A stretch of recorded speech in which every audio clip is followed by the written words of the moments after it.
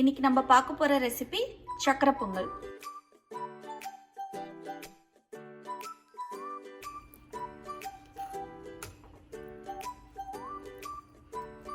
சக்கரை பொங்கல் செய்யறதுக்கு முதல்ல பச்சை அரிசி ஒரு கப்பை எடுத்துக்கணும். அதை எடுத்து ஒரு கிண்ணத்துல கொட்டிக்கோங்க. 1/4 கப்பு பச்சை பருப்பு அதையும் இதோட சேர்த்துக்கணும். இந்த ரெண்டுத்தையும் அரை மணி நேரம் தண்ணி ஊற்றி ஊற வச்சுக்கணும்.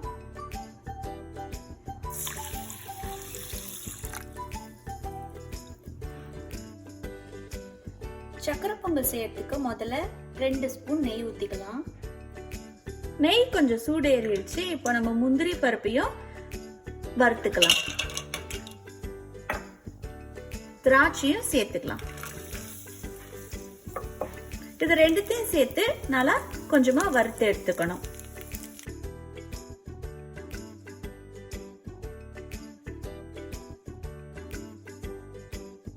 முந்திரியும் திராட்சையும் நல்லா செவந்துடுச்சு. இப்ப இதை எடுத்துக்கலாம்.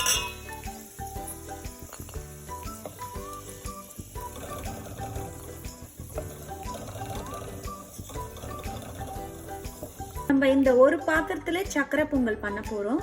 அதனால இங்க இருக்கிற 1 கப்பு அரிசிக்கு 5 கப்பு தண்ணி இதுல ஊத்திக்கலாம்.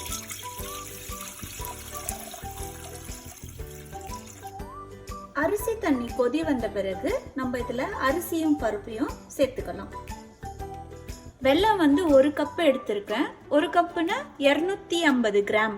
நம்ம 1 கப்பு அரிசி எடுத்ததுனால 1 கப்பு வெல்லம் 250 கிராம் எடுத்துக்கலாம்.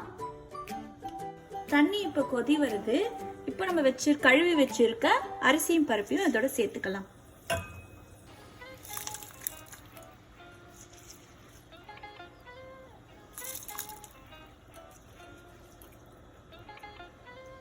வெல்லத்தை சின்னதா உடைச்சுக்கிட்டு அதுல தண்ணி ஊத்தி அதை கரைய வச்சிடலாம். இந்த பக்கம் அடுப்புல அரிசி கொதிச்சிட்டு இருக்கு.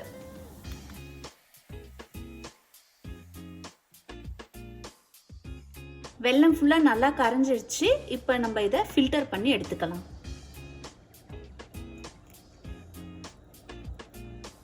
முப்பது நிமிஷத்துல அரிசியும் பருப்பும் நல்லா வெந்து குழஞ்சிடுச்சு.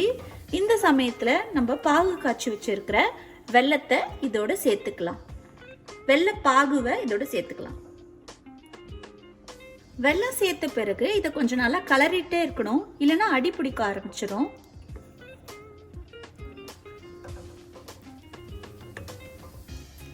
கால் டீஸ்பூன் ஏலக்காய் பொடி இதுல சேர்த்துக்கலாம்.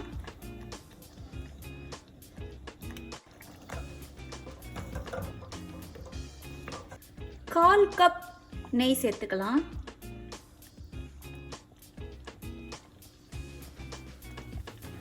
நம்ம வதக்கி வச்சிருக்கிற முந்திரி திராட்சையும் இதோட சேர்த்துக்கலாம்.